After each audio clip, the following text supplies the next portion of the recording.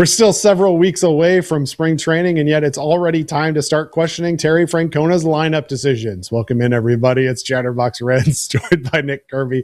I'm Craig Sandlin. We look forward to having a in-depth conversation about the 2026 Reds and their lineup. But first, Nick, tell us about Omaha Steaks. It's a new year. It's a good time to make your life a little easier. I think that's my motto for 2026, making life easier. More convenient. And there's no better way to do that with premium meats and other great food items delivered right to your door with Omaha Steaks. Everything's packaged perfectly, fits very well in a tight fridge or freezer to get you all stocked up. I know that's one of my favorite things about Omaha Steaks. Craig, you love the pre-portioned meals. I know they have a great selection called Easy Anytime Meals. I know you've talked a lot. I know we've both talked a lot about the steaks and the burgers, but we haven't talked enough about all the other things they have. I was going on their website. I didn't realize how expansive their menu and items are. They've got salmon, lobster, ribs, pot roast, ham, smash burgers, chicken tenders, pork chops, steak fries, and even wines. I didn't know there was wines on the Omaha Steaks website. Really is something for everyone. So let Omaha Steaks deliver high-quality proteins right to your door. Visit omahasteaks.com and get an extra $35 off on top of their already great deals with the promo code CHATTER at checkout. That's omahasteaks.com, promo code CHATTER. Terms apply. See site for details. All right, welcome in. Now's a great time. If you haven't already, make sure you subscribe to the channel. We bring you great content like this at least 3 times a week, all off season long. Plus, we've got you covered on every single Reds game throughout the entire season. We appreciate you joining us and joining along. Nick, let's get into this conversation. Terry Francona talking about the lineup kind of gave a little indication of his expectations. What do we know about the lineup as it sits right now going into 2026? All right, let's just break down the first part of this first, and then we'll talk about some of the other notes. Francona basically confirmed that TJ Friedl will again be at leadoff, playing center field, and Elly De La Cruz batting third. He said one of his challenges is building the Reds' batting order and finding which right-handed batter fits between Friedl and De La Cruz at the top of the order to prevent opposing managers from bringing in left-handed pitchers to face them. Well, let's start with Terry. With TJ Friedl, Terry Lee. I really struggle with this because I like TJ Friedl. I think he does a decent job getting on base. He's able to bunt for base hits. But, like, is he really the best leadoff hitter that the Reds have? I know you're a big advocate for Elly batting in leadoff. I don't think that's something that Elly wants, and I don't think that's something that Terry Francona is going to do. But let's start with Friedl in the leadoff hole and how you feel about that. Well, they get what they want with Elly playing the World Baseball Classic, but we can't get what we want with where we want him in the lineup. I'll start with this. I don't think this is the most optimal lineup, but in terms of like things that I may disagree with Terry Francona on, I think Friedl batting first, Elly batting third against right-handed pitching is not that big of a deal. Like, I don't think the Reds are letting so many runs, leaving on the table. Like, I don't really think it matters that much. There's a lot of studies that lineups don't matter that much. What I have the biggest issue is that we don't change that lineup when there's a left-handed starter, because that's the issue. Because both of those players are not great against left-handed pitching. We're hoping that Elly can improve on that, but he's not there. And I'm fine with Elly still hitting at the top of the lineup against right-handed pitching, but having 2 guys that are below average hitters against left-handed pitching, and then last year you threw Noevli Marte in the middle of that, who also has had reverse splits throughout his career, it just really felt like that really hurt the Reds more than any other aspect of this. And you started to see teams, any chance they could get to throw a left-handed opener out there, they were doing it, and you were getting exposed from that. So again, versus right-handed pitching, I'm trying not to just question things to question things. That part of it, I'm not upset. Right-handed pitching, it's fine. The left-handed pitching, you just cannot have both of these guys in your top 3 in the lineup. And I think that's where it actually has the most negative impact on this team. All right, so let's talk about then with a left-handed pitcher on the mound. How are you changing around your lineup? I mean, I don't know exactly how you have to change around your lineup, but you have. It's all about putting players, in my opinion, in the best spot to succeed. This guy Dane Myers that the Reds got, he has some pretty incredible numbers, and it wasn't fluky. Like last season, he hit .297, .360 on base percentage against lefties. He had a .362 expected weighted on base average. He actually was, they said, slightly unlucky. Like, this guy, you brought him in to hit left-handed pitching. Why not, like, bat him leadoff? So guess what? He's going to face that lefty the most amount of times. Like, bat this guy leadoff until he proves otherwise.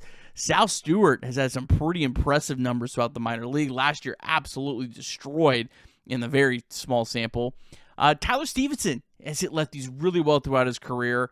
Spencer Steer has kind of had a roller coaster, was a lefty masher throughout the minor leagues, was a lefty masher in 23, and then 24 and early in 25, it was something weird going on. But then as the year went on, every month from like May throughout the rest of the year, he got better and better against lefties. Yeah, those guys just be at the top of the lineup. And then I guess we'll talk about who splits them against right-handed pitching. Which I agree, you do. Well, if you're doing that, you have to have a right-handed bat there that actually hits. Well, let's talk about that. Who are you batting second?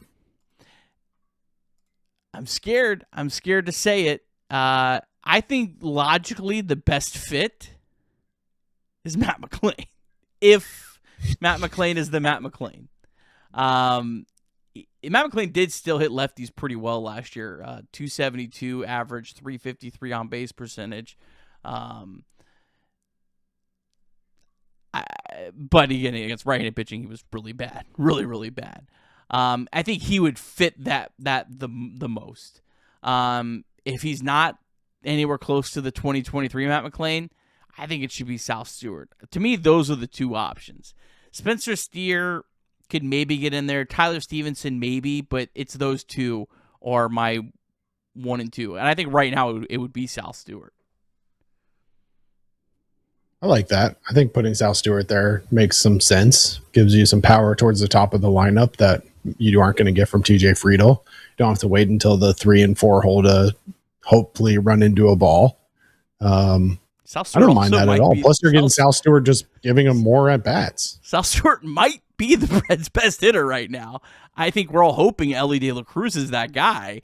But Sal Stewart's right. All the projections agree with that. So, and it's almost like one of those things where Terry's batting Sal Stewart second, not because he likes the you should bat your best hitter first or second, but it ends up working out for you because he maybe doesn't think Sal Stewart's the best or second best. Yeah, well, and let's not forget that Sal Stewart, one of the big headlines from RedsFest this past weekend was that Sal Stewart's down about 25 pounds from where he was playing in 2025. So, assuming that that's fat and not muscle and that he still has the power that he has, like that puts him in a much different position from a batter perspective to be able to get on base and cause havoc that way, which we know the Reds like to do or have historically liked to do, even though last year the stolen base number was down. But, can he get on base? Can he hit for power? Do all the things that you're looking for from a 2-hole hitter? That certainly is intriguing to me. And obviously I'm high on Noevli Marte. I know that he has had reverse splits over the course of his career, so maybe that doesn't make sense for him to put in there. But if you put Sal Stewart in the 2-hole and then you have Elly at the 3, that leaves you with someone like Spencer Steer to bat in the cleanup position, Noevli Marte to bat cleanup, potentially one of your other outfielders, depending on how left field is playing out. If JJ Bleday is giving us 2023 numbers, lots of options there and gives you the flexibility to figure out what to do next. But at the end of the day, Nick, you and I are both on the same page that getting your best bats at the top of the lineup and giving them the most chances to come to the plate in the course of a game is the best thing that you can do for a team.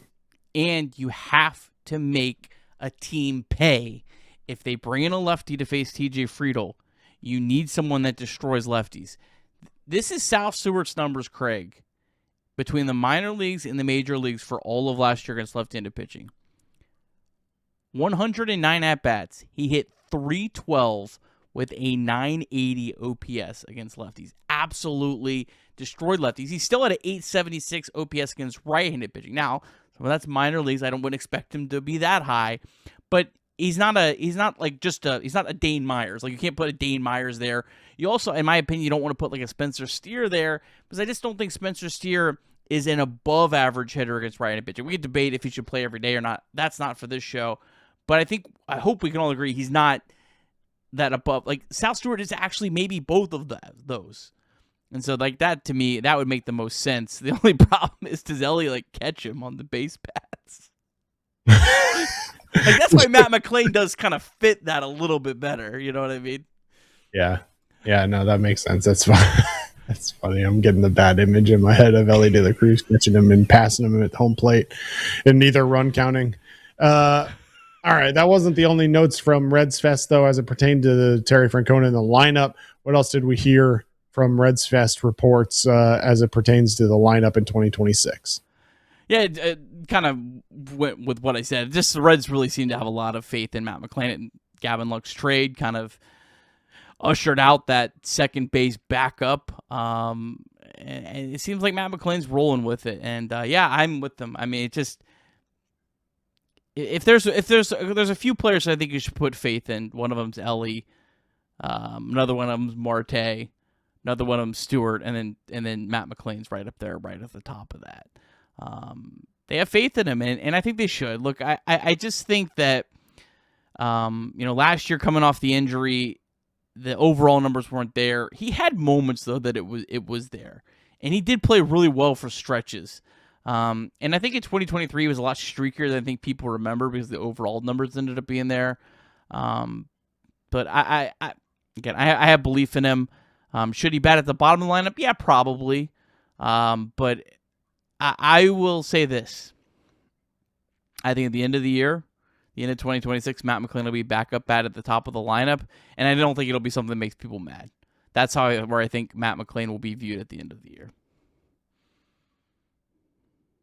Love to see it. Love to see it. It's just one of those things where, like, it's so tough sometimes,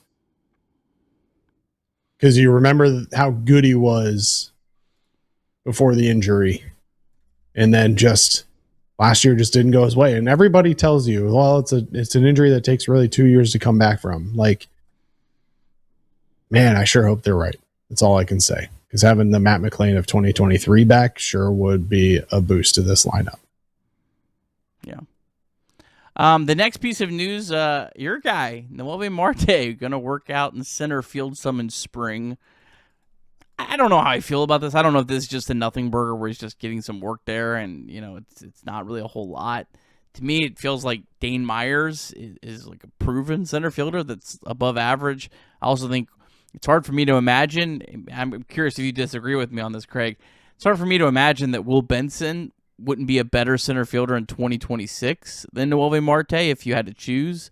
So if it's just to kind of have another option, if you have to go beyond those two, that's fine. But to me, those two guys should be ahead of Noevli Marte playing center field. I think I made this comment a couple months ago that I actually could see Noevli Marte becoming like the center fielder of the future for the Cincinnati Reds. I don't know that makes sense in 2026, but at the end of the day, I think we're both in agreement that TJ Friedl has lost a step. He probably isn't the best fit in center field anymore. And so you talk about spring training and figuring out what you have. Well, let Marte get some run in center field and see what he can do. Yeah, I agree. Dane Myers, Will Benson, probably better suited for 2026 to fill in that role, but I'd much rather Marte start to get work in center field now and not need him until 2027 or beyond than to have to work all of the 2027 offseason to fill in at center field and expect him to be an everyday center fielder. So I'm good with him getting work in there. See what you got. See if he can pick up the position, because I do think that TJ Friedl is not your center fielder of the future. But I'm with you. I think Will Benson's probably a better candidate, but at the same time, I think it's very clear that Terry Francona likes Noevli Marte. He put him out there in right field, let him play a ton down the stretch last year. And I think they have a lot of faith in him, just like they've got a lot of faith in Matt McLain. And so I like getting him in there, get him a little positional flexibility. Because at the end of the day, what you need, Nick, is those outfielders that you have, you just got to be able to figure out how you put a lineup together with the best bats and the best matchups, like you've talked about with the platooning and everything else. So if that means that Marte's got to be able to play some center field, then so be it, right? Like your best outfield of lineup might be all three of those guys on the same day with Dane Myers, Noevli Marte, and Will Benson. So you got to be ready for that. And yeah, maybe those other two guys are better in center field, but maybe you like Marte getting the work in there now just to see what you got. And I've heard some baseball people say that like getting work in center field actually can like help you be beneficial like in everywhere in right field. So it's not like what we're going to talk about in a second with Sal Stewart, like where I want him to be penciled in as the first baseman, learn that position, become great. I don't want him thinking about anything else. I don't think getting a little bit of work in center field is really going to mess up his ability to improve in right field. Whereas if you put Sal Stewart playing second base and first base and maybe you put him out in left field, I think that could actually mess with him, where he's just a guy that just feels like he should be the first baseman. He doesn't have the athleticism. He has the work ethic. He has the work ethic, I think, to be a really good first baseman, but he doesn't have the athleticism to be good anywhere else. So why even mess with that is where I'm at. I guess we could just jump let's jump into that one. Yeah, let's jump right into that one. What did Terry Francona have to say about first base this year? Deep South Commodities is a proud supporter of Chatterbox Reds and our Deep Drive of the Day, and DSC is a leader in renewable commodities for biofuel production, specializing in used cooking oil collection, aggregation, and sales. Visit www.deepsouthcommodities.com for more information. Thanks as always to our friends at DSC. And we also want to remind you that you can call or text 988 anytime, day or night. The 988 Suicide and Crisis Lifeline is a place to get support for anything related to mental health. Whether it's an immediate crisis, simply wanting to find out how to connect with care, or anything in between, it's a 100% confidential, secure, and anonymous way to reach out for help when you don't know where else to turn. To connect, call or text 988 or visit mantherapy.org to get help. It's okay not to be okay. Francona said, quote, Steer likes moving around. He's so good at first. If you move him, it's got to make sense. We certainly don't want to turn Sal into a 22-year-old DH. He may get some DH at bats, but we don't want a kid DHing every day at that age. So that's where I guess. Okay, well then I guess Steer's not your everyday first baseman. You can't have faith in Matt McLain, right? Steer be your everyday first baseman and not have Sal Stewart DH. So at some point something's got to come to a head there, and I think and prioritize defense at third base. Well, they didn't trade Sammy Stafora for Ke'Bryan Hayes to bench him. So unless Ke'Bryan Hayes gets hurt, which God forbid we don't want that to happen, then Ke'Bryan's playing there the bulk of the time. And also we already went through that whole report where Sal's arm is one of the worst that's rated out there in baseball, and playing him at third base would be an absolute mistake. So yeah, this is where I guess it becomes interesting. This is where it kind of does become a little bit complicated. I'll give Tito a little bit of this just because like Steer was a Gold Glove finalist, so it does make it complicated, but it feels like he has to go move out to left field some to make this whole rotation work, barring injuries. Yeah, it's interesting. He's almost got to take on that like super utility role, even though defensively, I don't know that he's really that strong enough to take on that super utility role. Now, he showed some flashes in left field last year, but he also was very clearly not good enough to be an everyday left fielder. I don't think it was Gavin Lux bad, though. It wasn't Gavin Lux bad. Very, very little is, Nick Kirby. Very little is. But to his point, if Steer likes to move around, use him to give guys days off. Like we talked about Elly De La Cruz taking days off this year. Well, guess what? That means Matt McLain may need to play some shortstop this year, and then Spencer Steer is going to have to play some second base. Ke'Bryan Hayes is going to get hurt. Spencer Steer may need to play a little third base. Like he's just going to have to take on that super utility role, and you just hope that he gives you good enough defense. That's the real question: is can he give you good enough defense at all four of those positions to be able to bring value to the team? Because we know what he did defensively at first base, and he'll still play first base a little bit, but he's got to also be able to fill in at second base. He's got to be able to fill in at third base. He's got to be able to fill in left field. It's a lot to ask of a guy. Not third base. Third base was rough. There's a reason they didn't. Who's your play him backup back third there baseman? Yeah, that is where it does become interesting. Yeah, that's why maybe a guy like Tyler Callahan does end up cracking the roster. But yeah, that is it'll be interesting. Like, yeah, it might have to be Steer. I don't know. Maybe they do put. Well, Sal I think you over go there, into but spring training and hope that CES shows you any sort of ability to return to major league levels, and maybe he becomes your power bat off the bench and your backup third baseman. But yeah, you don't have it right now. Like, and that's one of the tough parts. And like this roster full of mid, that I called it a couple of days ago, like he's just going to have to figure it out and be good enough, because he's going to have to fill in that super utility role. Like, it's just, someone's got to step in there. And right now I don't see anybody on the roster other than Spencer Steer that I trust to be able to step into that role, unless CES can show what he can do offensively. Because when CES got a chance defensively over there last year, he showed some ability. Like he showed the ability to play third base. So if that means that he's our backup third baseman, that's fine with me, but it means he's going to be sitting on the bench an awful lot.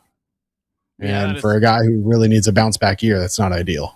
Well, yeah, Brian Hayes is not sitting on the bench. He's not getting replaced defensively, certainly either. So, like, he's going to play. Correct. But he has gotten hurt a lot. So, in my opinion, there's not a player that's probably on the opening day roster, unless CES somehow finds his way on the roster, that plays third base every day if Brian gets hurt. I think it has to be someone you call up, because I think Steer showed, and the numbers would clearly indicate that he would be a liability if he played there every day. Now, one spot start, not going to kill anything.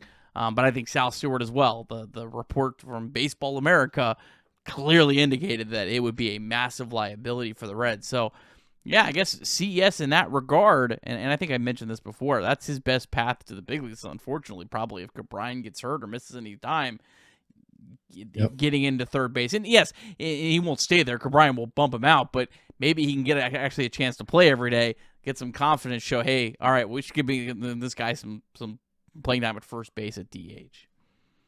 Yeah. If you can get some confidence, maybe it translates at the plate as well, and ultimately that's a big boost. If you can get Sal Stewart, CES, Matt McLean back. As down as I am on this team, the ceiling is way higher than my expectations. I'll say that. I will admit that. Like, my expectations for this team are very low. But if they get everything go perfectly in their way, it could be a good team. But Nick, let's get to this final bullet point that we have to talk about from RedsFest and Terry Francona's lineup comments. And this one, a little bit of a head scratcher on multiple levels for me. So I know you're excited about it, but it's a little mind blowing to me. Well, when you're talking about ceiling, it's a great transition into this. 100%. Terry Francona mentioned that William Buchanan Benson is a candidate to help fill the spot vacated by Lux. All right. Is he going to play second base or? Well, Lux, I watched an awful lot of Gavin Lux out in left field, so I would hope that's what we're talking about the most. But yeah, there's a lot of pressure. There's a lot of pressure on Will. Like, there really is. Like, he's got to feel like he's got to be perfect in spring training. And then if I assume if Will Benson has a great spring training, he's going to be on the opening day roster, right? Like, I think he's at least there. But then, like, he's got to, like, perform right away in April, because it just feels like his leash is so much shorter than everyone else's. And, like, last year he came up and performed really well. All the numbers indicate he was doing well. In fact, his teammate, the guy that replaced him, Austin Hayes, went out of his way to tell Charlie Goldsmith how great Will Benson's process was and how he should keep it up. But yeah, it feels like he's got to be close to perfect to continue to get any run. All because he didn't run out a potential home run. It's just wild. But yeah, I mean, look, left-handed bat, potential DH role at times, filling in left field for sure. It makes sense, but a guy who very clearly was not in the good graces of Terry Francona last year. This isn't the first time that Terry Francona has brought up Will Benson this offseason. And I don't know if that's him purposefully going out of his way to like try to boost Will Benson's confidence. I don't know if that's, to your point, putting pressure on Will Benson. I don't know what it is. If I'm not saying Tito was intentionally putting pressure on him. I wasn't, but I do think there is that pressure on him. 100%. But like, it's just very interesting for what we saw in 2025 from that relationship to where we are today and how we got here. This is a guy, remember, that we were talking about, is Will Benson going to get traded this offseason just because we felt like Terry Francona hated him that much? Like, and yet here we are, Francona's talking about him in the same sentence as Gavin Lux, who Terry Francona clearly loved last year. So just a very interesting relationship between those two, and whether he makes the opening day roster, whether he plays almost every day, whether he gets traded. I just have no idea what to expect out of Will Benson this year. And to your point, the ceiling's there. He performed extremely well when given the opportunity last year, but man, I just have no idea what to expect from him this year with Terry Francona. It's gonna be interesting spring training, Craig. There's gonna be a lot of storylines and a lot of like, it feels like there could be a lot of like twists and turns of which way the Reds roster goes and who plays where. And I think we'll be looking kind of like we did last year. I think we were just all curious who's going to be playing third base, like in spring. That was like the thing. But really, the rest of it was pretty well set. Like, here's who's played first base, who's the backup third baseman. How does this outfield shake out? Is Blade ahead of Benson? Is Benson ahead of Blade? You know, like, it'll be an interesting spring training if you're a sicko. It's not going to be for the non-sickos. You're going to hate it. It's going to be miserable for you. These guys all suck. But if you're a sicko, spring training is going to be great. It's interesting. I'll give a little way back story, and I'll try to make it quick. But high school baseball, senior year, Nick, I get put into to this role as a pitcher only. For those of you that played baseball and understand that in high school, a guy who, at least in my opinion, was a pretty good batter, to be put in a pitcher only position was kind of frustrating. But early in the season, we're playing in a game. I come in, I get the close, but the last out of the game was a deep fly ball that probably would have gone out in a lot of ballparks, but I got lucky. It was a deep ballpark, stayed in, but I got the close. And we go to line up to shake hands, and I throw my glove against the fence, and my head coach took that as a show of disrespect to the other team, and didn't see the field again for probably a good 2.5 months. And all because of not necessarily the way I played, not necessarily anything else, but just that one thing. And very similar to Will Benson, didn't get a chance after that, didn't run out a home run for Will Benson. And I threw my glove against the fence. And then at the end of the year, the coach came up to me and apologized for not playing anymore. And here we are. Will Benson's in that role now where he's getting apologized to for not playing more and being told he's going to be a great contributor next year and a big piece of the team. So I certainly hope that it works on Will Benson and that he is, in fact, a big contributor next year. Well, thankfully, Will Benson's not a senior and still has 3 more years of control. So. That's right. All right. We appreciate you all tuning in. As always, if you haven't already, drop us a like, subscribe to the channel, and make sure you leave us a 5-star review on the podcast. A lot of great content right here on Chatterbox Sports, Off the Bench and Stone Shields show from 10 a to 12 p, Monday through Friday. Chatterbox Bearcats have you covered after every single Bearcats basketball game and football game. Chatterbox Bengals and the Flying Lion. We've got your shorts on all the social media platforms, X, Instagram, Twitter, TikTok. We've got full episodes in video right here on YouTube, or if you prefer in the podcast form, anywhere you get your podcasts. So until next time, for Nick Kirby, I'm Craig Sandlin. This has been Chatterbox Reds. We appreciate you tuning in. As always, go Reds.